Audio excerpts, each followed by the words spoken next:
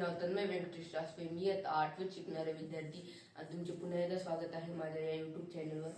तर आज मी तुमच्या समोर एक धडा घेऊन आलो आहे. त्या धड्याचे नाव आहे क्षेत्रफळ.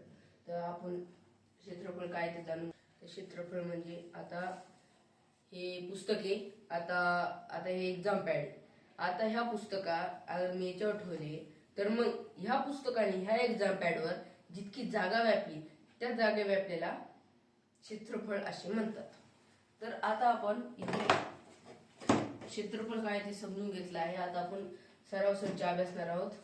तर इथं पहिला प्रश्न आहे, एका समांतरभुज चौकोनाचा. चौकोन म्हणजे काय रे, मी तुम्हाला समांतरभुज चौकोन म्हणजे इथं आता मी काही वस्तू जमा केल्या आहेत घरातून माझ्या.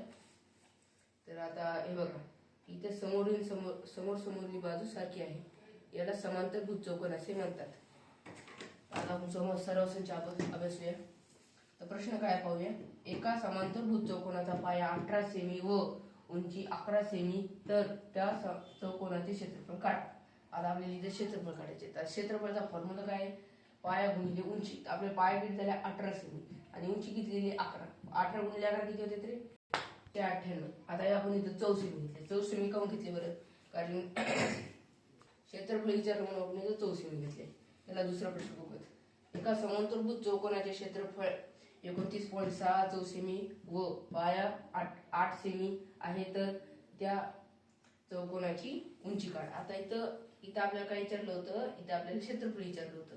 आता इथं काय विचारलं, इथं पाया विचारलाय, सॉरी उंची विचारलाय, सॉरी.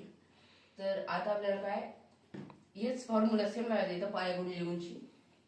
तर हे बघा, इथं क्षेत्रफळ आपल्याला 29.6. आता 8 गुणिले उंची. आता इथं 8 गुणिले होते, ते इथं भागिले झाले. तर आता आपण इथं गुणाकार केला. इथं उंची 3.7 सेमी आली आहे. अशा प्रकारे आपण हे 2 प्रश्न अभ्यासले आहेत.